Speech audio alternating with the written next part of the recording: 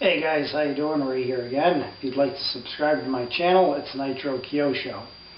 Well, I have gotten a lot of requests about this issue, and I've already put out a video on it once.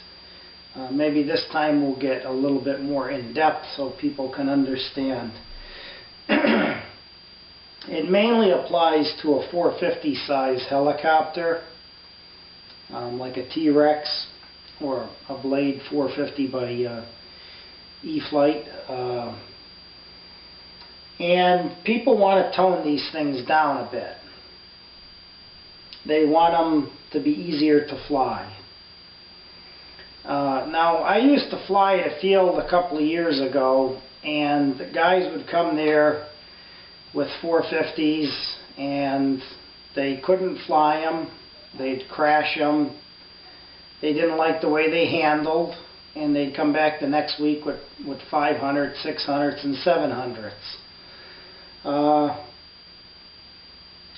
I think that's cheating, and I think you can look at it a couple of different ways. Some people will say a 450 is a beginner helicopter. You talk to some pros and they say it is the hardest size helicopter to fly, so how could the hardest, most difficult size, most agile helicopter be a beginner helicopter? In my opinion, a 700 size should be a beginner helicopter, and a 450 should be an expert helicopter. But I think when people jump up in size, it's, you know, when they're trying to learn, I think it's cheating. I'm a big fan of 450 size helicopters. I was born and bred on them. I purchased a T-Rex. I have two 450 Pros, and I purchased this last year. It's a 500 Pro. There is a noticeable difference, yes. I mean, the 500 flies itself. It's incredible handling. Very, very easy to fly, like a coaxial helicopter, you know, for God's sakes. I mean, this thing is about as easy to fly as this, MCX too, you know. There's not a lot of challenge flying that kind of a helicopter, so I could imagine that a 600 and a 700's got to be even worse, I mean, easier to fly. But anyways, this video, I'm getting a little off the beaten track, is going to be basically on how to tune down a 450 and how to make a 450 handle feel like a 700. And believe me, it can be done if you know what you're doing, guys. First thing is, if you go into your dual rate and Expo, guys, the dual rates are usually set to 100%. Now that means that the servo has full 100% movement. You can adjust the dual rate, the travel, down to from 100 down to 70% on both elevator and aileron. That would make a huge difference, because now your swash can't move and tilt as violently. Alright? The next thing you can do in that same setting over to the right of the dual rate is the Expo Exponential. Now what that is going to do is that's going to make the middle, where the stick is in the middle, mushy. It's going to dummy it down. It's going to delay the reaction. You move the stick like this, quick, and the helicopter takes a little longer to move like that. That's basically what it's doing. It's making it mushy, okay? Don't get the two confused, guys. They do two totally different things. The dual rate limits the travel of the servo, and the Expo is really just the sensitivity. Now, if you really want to dummy it down, you can jack up the Expos to like positive 35, positive 40%. When you go negative, it's going to have a different reaction. It's going to make it even more responsive. So you don't want to do that. Not until you're ready for it to, to react and want to do that. So if you want to dummy it down, you're going to go to the positive side up in the 35 range, 40 if you want to go even crazier. You can buy heavier paddles. This is a carbon fiber paddle by Align.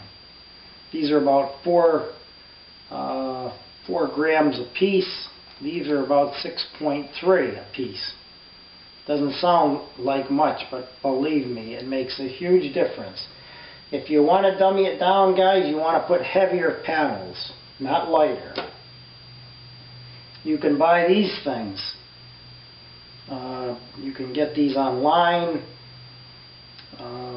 These came off of, I think, an old Blade 400 that I used to have years ago, and I kept these just for the heck of it when I sold it, but I've never used them again. These are fly bar weights, and they just have a set screw in them, a little grub screw, and they go onto the fly bar, and you butt these up against the paddle at the end, and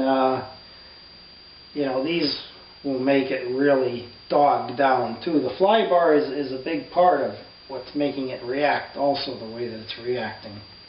If you heavy up that fly bar and make it heavy, it's going to be less responsive, and it's going to be doggy, and it's going to feel like a 700 in the air.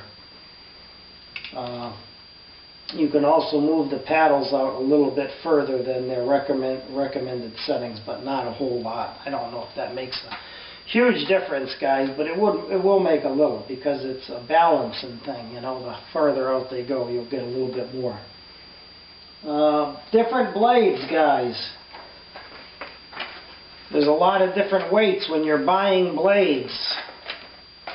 Check the weights. I've got 2 sets here. These are 325D Pros.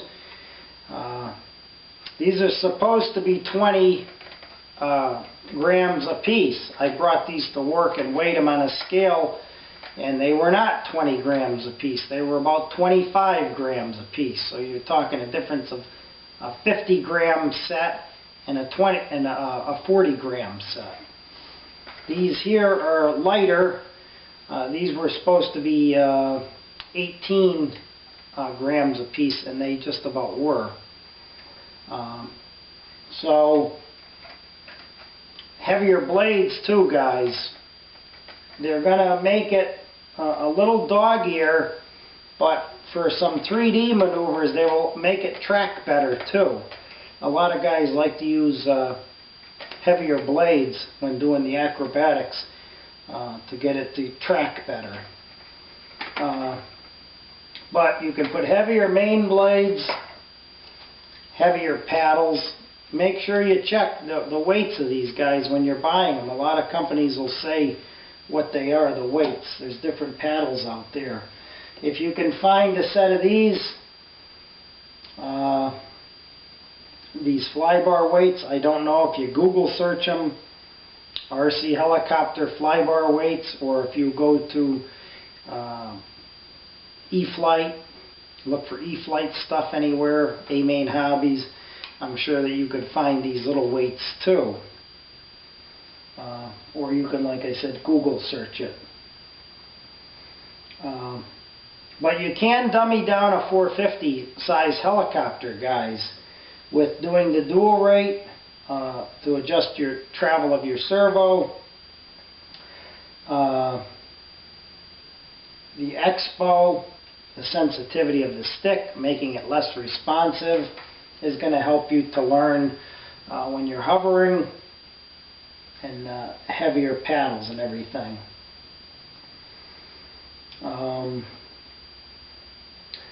You can also go into,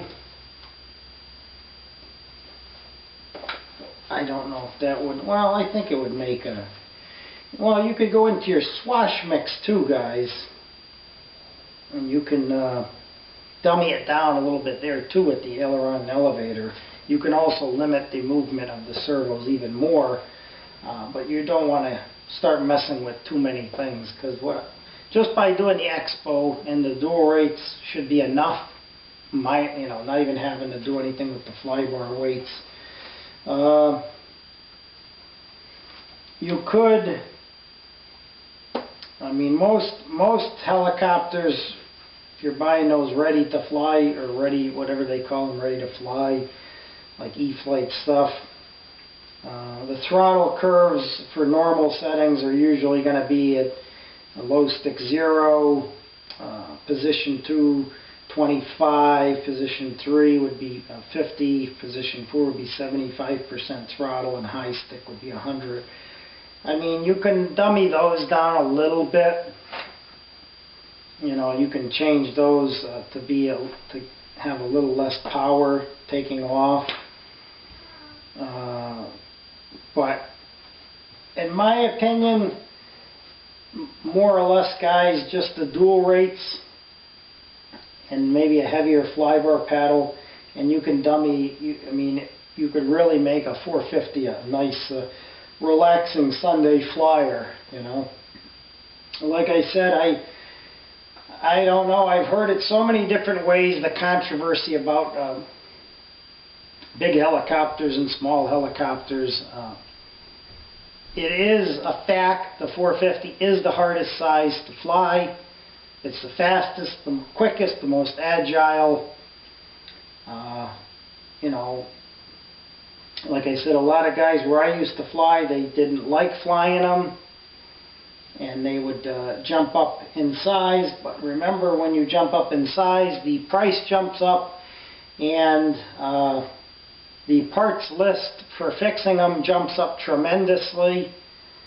And so, it's really a personal preference, I guess. If you can't fly a 450 and you got the money in the bank to go blow it on a 700, I guess more power to you.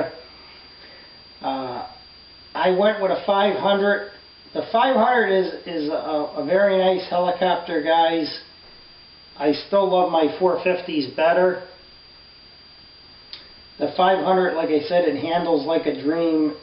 I bought it for my reasons, and I'll tell you why I bought it. One, it's much easier to see.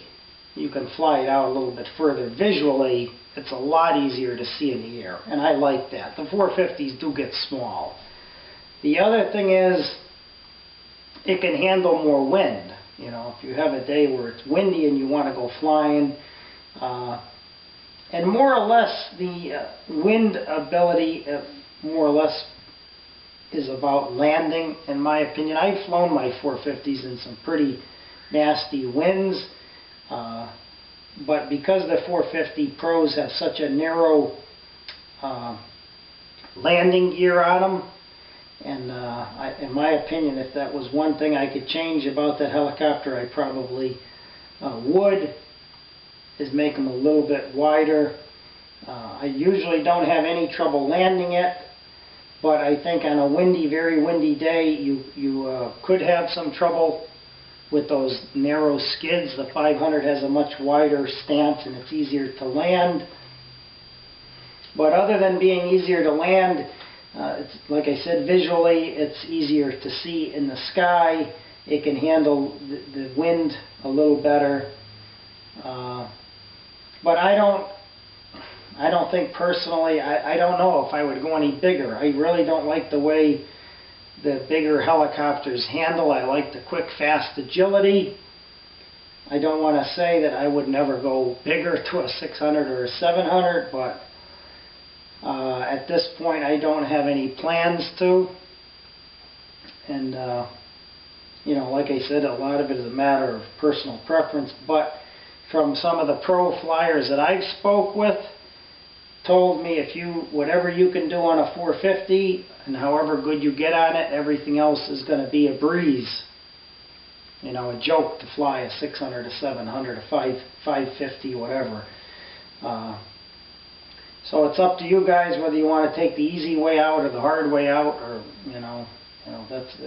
that comes down to a lot of personal preference. But I think the one thing to remember is that the 450 helicopter is not a beginner helicopter, despite what they say. It is the hardest size that you will ever have and the hardest size you will ever fly. So I'd like to end that debate, you know. But anyways, I hope that these tips, guys, helped you out. And the next time you show up at a flying field with a 450 and somebody looks at you and says, "What are you, a newbie?" Say, "No, I'm not a newbie, I'm a pro." Take care, guys.